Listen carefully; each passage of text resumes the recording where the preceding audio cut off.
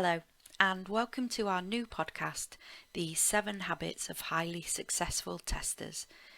In this one-off mini-series, software test leaders and recruiters of software testers come together to share stories and give tips and advice on how to secure a long-term career in this amazing industry. Hi everybody, welcome to the 7 Habits of Highly Successful Testers podcast. I have lots and lots of people with me here today that are going to talk all about some really interesting topics if you want to have a successful long-term career in this amazing, brilliant industry that we're in. So last week we talked about sharing information, and we've had a bit of a retrospective about the earlier episodes that we've done, and we think we want to shake things up a bit. So I know we talked about the 7 habits in the first podcast, but we've changed what we think the later habits might be. So we're going to talk today about the importance of being pragmatic and flexible as a tester, and we think the next tip that we want to talk about is helping your boss. We still think that really merits some discussion, and we're going to add change around the 7th tip, because what we think is perhaps the most important thing that you can have as a tester is the willingness and ability to graft. So we shall come onto that as and when, but today we'll be talking all about the importance of pragmatism and flexibility. Binni, would you like to kick us off? Yeah, so when it comes to being pragmatic and flexible, I mean, we have this testing function on your development function, and we are often faced with the testing squeeze. So the testing squeeze is obviously a case of when testers, more often than not, do end up getting the rare end of the project and are reliant on trying to get everything perfect, get everything tested, make it work. You know, we can't let a bug go out. If a bug comes out, often it's looked upon, why did that pass test? But at the same time, you often need to try and do as good testing as you can, and you get the testing squeeze where you don't have a lot of time. So being pragmatic is trying to figure out how can you push out the most amount of quality within your testing, even though you haven't got all of that time. So I often try and consider taking a risk-based approach. So when you think about everything you need to do with testing, you have your automation, your performance tests, your environments, your front-end, back-end, data testing. It's endless, isn't it, the list of things that you could cover? But it's important to try and think about how to approach that in a pragmatic way, and being flexible in the sense of, you know, accepting the fact that you can't test it all. You know, be comfortable with the fact that you can't test it all, and really plan and analyse and think about what are the most important things that you need to test, what are the most important things to the company, and understanding that, and then planning to kind of action those particular quality attributes that's important to the company and to your project. So, you know, it's all about, for me, one of the topics is all about being able to assess that.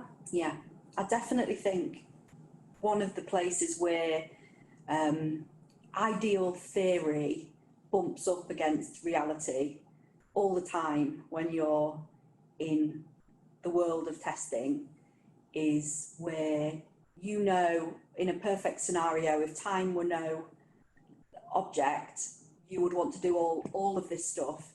And sadly, as Georgina pointed out when we were discussing this, have you ever really worked in an environment that you're not squeezed for time as a tester? You know, we all come up against this, the reality of the situation that we're finding ourselves in. And I think you really stand out to your peers and your managers as a tester if you can roll with those punches, if you can find a way through it that isn't just saying, oh, this is awful, we didn't have enough time to do this and we didn't have enough time to do this, but you can present what you have done and do the best you can in the time that you've got, and just be realistic about, I haven't been able to do this. We can collectively make a judgment call on whether we need more time or whether what we've got is suitable for an MVP release or whatever that is.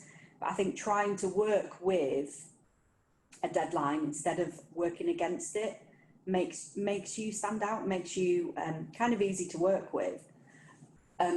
Georgina, so Georgina Hughes will be joining us for this podcast. She is also a senior tester here at Smoothwall.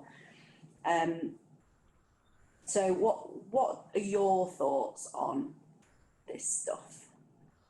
Yeah, so I think that, yeah, you definitely need to be pragmatic. You know, I've never worked anywhere where you've got unlimited time for testing, and I think that as a tester, I don't know what everybody else is like, but when I get something and my mind starts going, I'm like, test all the things, you know, and you're like, oh, I need to test this, and you kind of get, you know, overexcited about all these things that you're gonna need to test. But when you actually think about, you know, the business and how, you know, how much time they need you to spend, and, you know, why you're actually doing certain tests, and you need to ask yourself why. You do need to take like a pragmatic approach, and I think Binni mentioned about taking a risk-based approach to that. I mean, every single organisation is going to be different in terms of, you know, what the risks are. So, you know, if you're working for a bank, for example, then, you know, testing accuracy may be your number one priority. Yeah. And so, you know, if you've got a bunch of tests and you've got 10 scenarios that are around accuracy, then they're probably going to be your highest priority. And when we talk about being pragmatic, I think what we mean by that is, you know, you're going to have to prioritize based on many different factors. Yeah. And that is just basically, you know, business risk, and also it might be technological risk. So there may be a major component that, you know, is needed and is used throughout the application that might be your highest priority. Yeah. Also, what you've got to look at when you're being pragmatic is you might see a test as, okay, we need to do this as the highest priority, because if this functionality breaks, then, you know, that's going to be really detrimental for the business. However, you can also ask yourself, what is the chance of this actually happening? You know, it's like, oh yeah, if this happens, it's going to be a real problem, but it might be 1 in a million chance that, I don't know, that this could occur. Yeah. Obviously, there's always that chance. And I think, yeah, when you're being pragmatic, you need to ask yourself why you're doing certain tests, and, yeah, prioritize them basically. And sometimes it's not necessarily the why you're doing the test, it's how you're doing it. So there are times when, although a test could be automated, and if you were going to be running that test another 50 times in its lifetime, then automation would probably be the right solution for that. But if it's a super edge case that you're probably never going to run again, don't bother automating it, because that's not pragmatic. You're spending a load more time creating the automation when the best solution is to do it manually, just run the manual test. So it's not always what you're doing. Sometimes being pragmatic is how you're approaching something as well. In terms of kind of candidates then, and people that you get, that you guys speak to, Sam, George and Charlie, how does being pragmatic and flexible kind of help a candidate from your point of view? I think from what I've seen, and I've spoken to quite a few managers, to be fair, I think as a whole, it is definitely something which hiring managers look for in candidates, because if anything was to sort of pop up, so I guess to put it into like reality and sort of like layman's terms or whatever, With everything with the coronavirus going on, a lot of releases have been sped up quite drastically, and there's been a lot of different things going on. And like you say, I think in order to be sort of pragmatic, you need to be flexible, because obviously a lot of situations change. A lot more things just start popping up, and then if you start looking at everything realistically, with everything going on outside in the world, it's just a very nice thing to have for our managers, if they have that right hand man who can essentially read a situation, be like, this is what we need to do. Then it's definitely something which adds a lot of value, and I guess it's things that come out in interviews quite often from what I've seen. I don't know, do you have any sort of comments on that, George? I suppose there's two ways of looking at it, really. So from a hiring perspective, I think it's important that hiring managers are being quite pragmatic as well. I've spoke to companies before that have been looking for an automation tester that can build a rocket, that can do everything. Yeah, have you flown to the moon? Yeah, and they've been looking for 12 months, and every time I speak to them, I was like, no, that candidate's not right, that candidate's not right.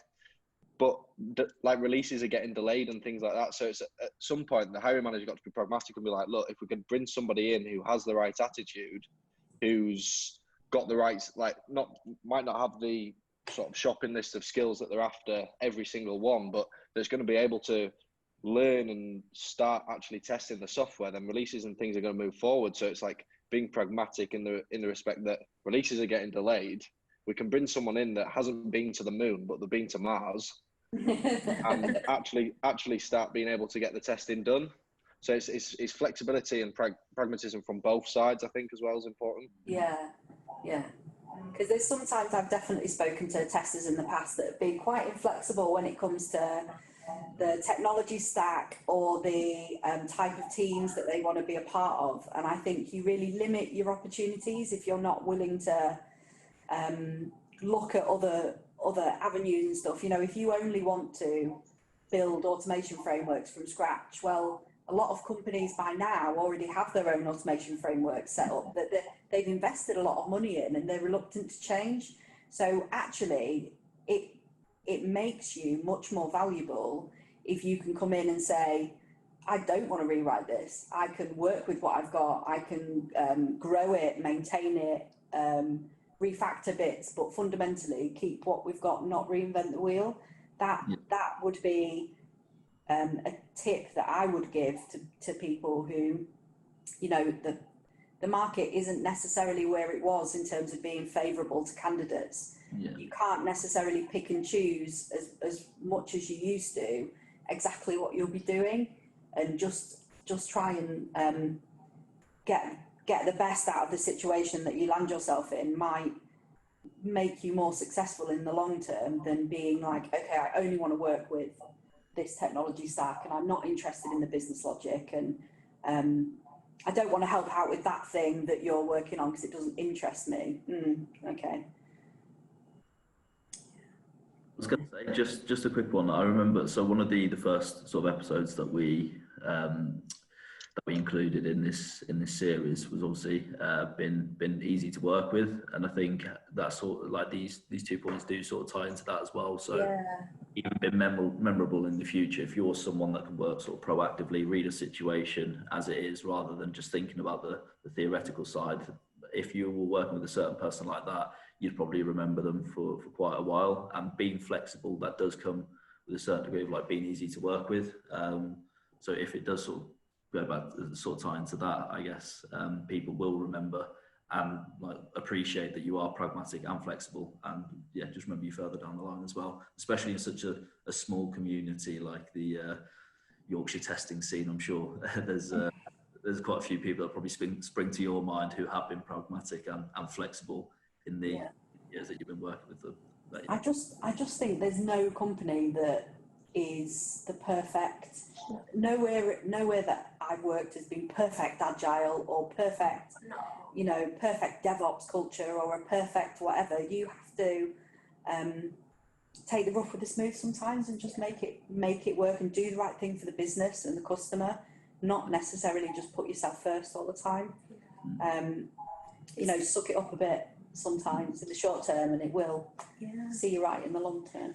I think as well, it's not necessarily an easy thing to do. I think in the sense of sometimes being flexible, you might start in a company where they're still trying to find their feet and they are making team structure changes.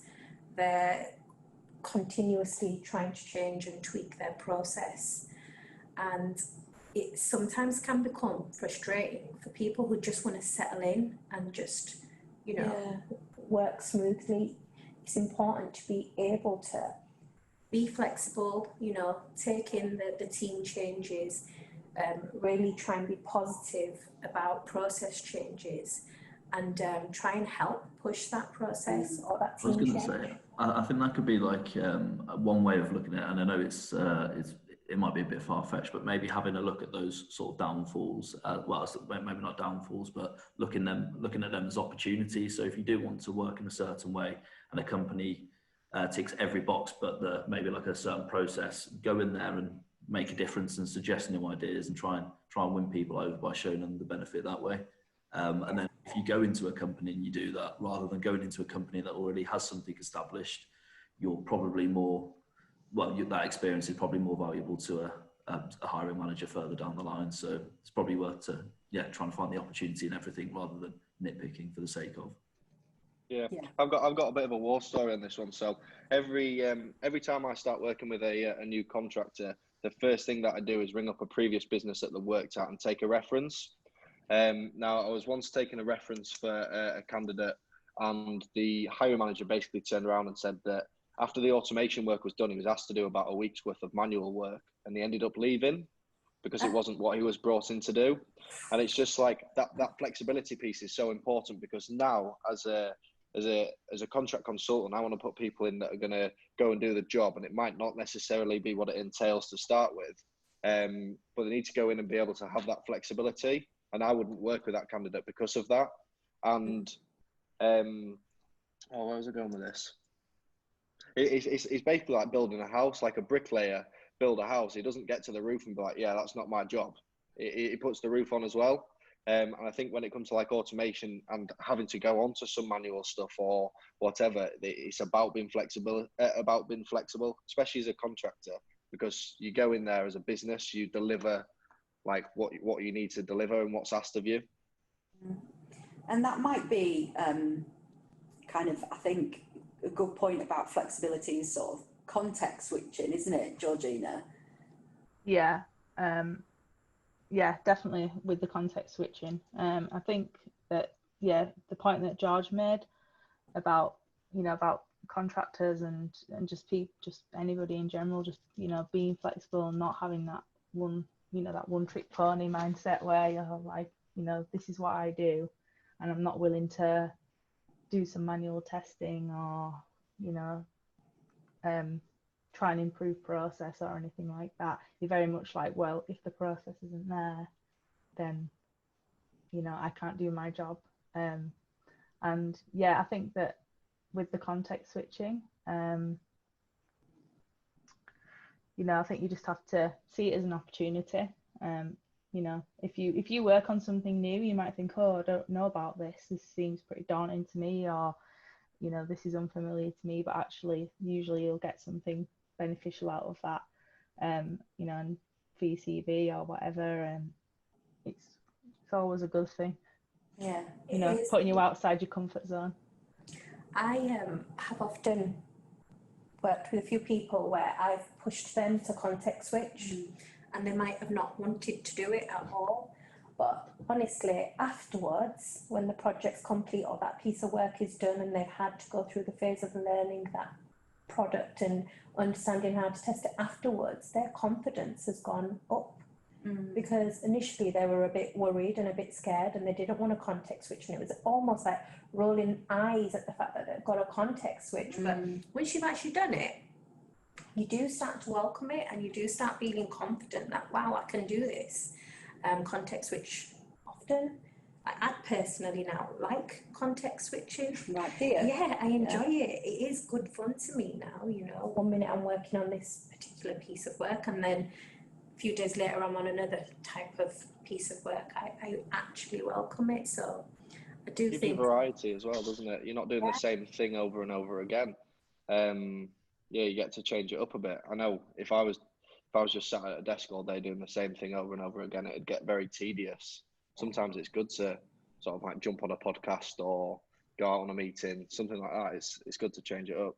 Exactly. What are your kind of experiences, Charlie, with kind of flexibility and pragmatism and how it can really make a difference? I think aside from what everyone's already covered, I think it's a situation where if you are pragmatic and you are seen as a person in the team who's always putting the company goal or the team goal at the forefront, then and you're making sort of data-based decisions in order to push everyone towards that, it means that when you comes to a point of asking other people to be flexible, they're more likely to do that as well, because they know that you're the kind of person who is pragmatic and is flexible themselves, and you know the why behind it.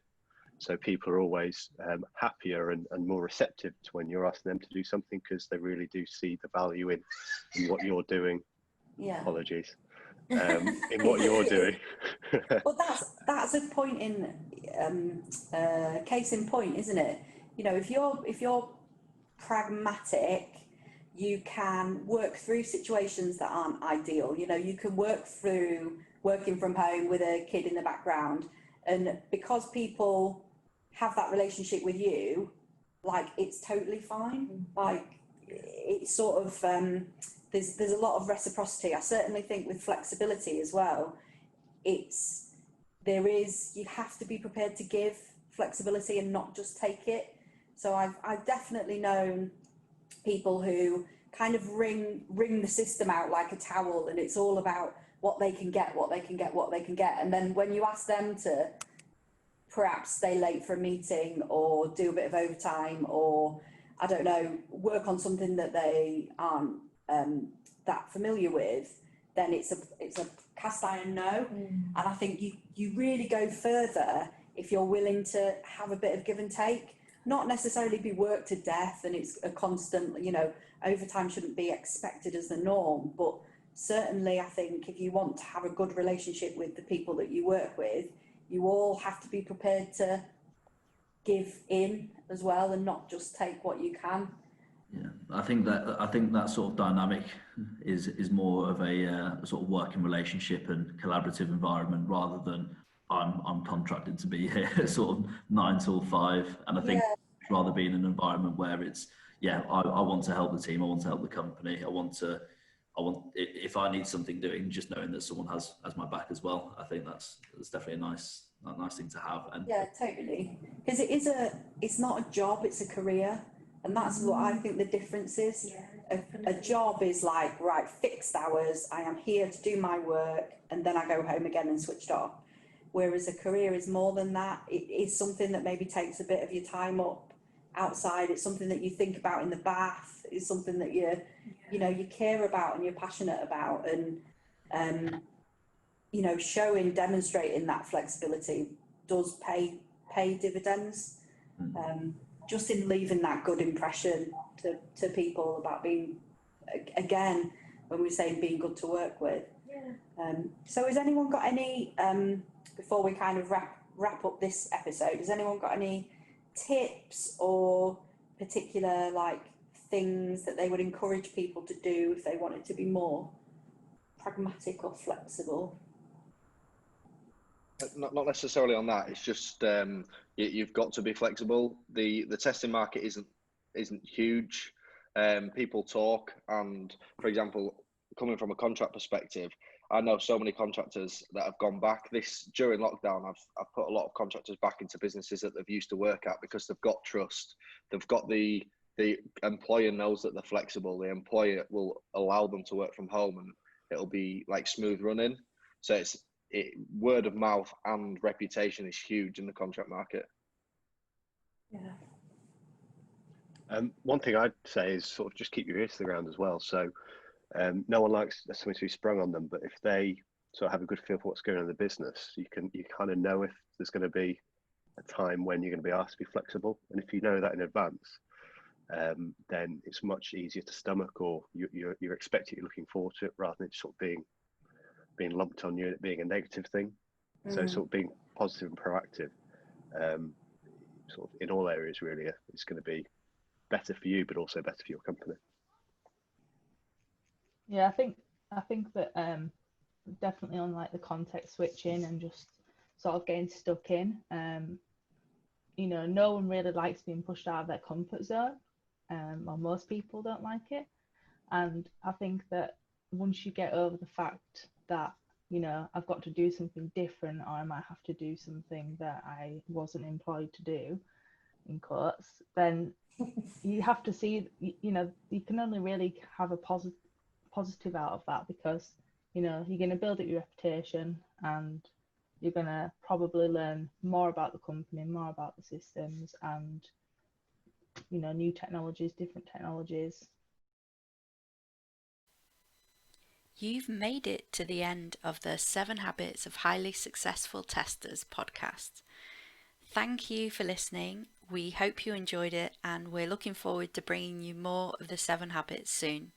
Till next time, goodbye.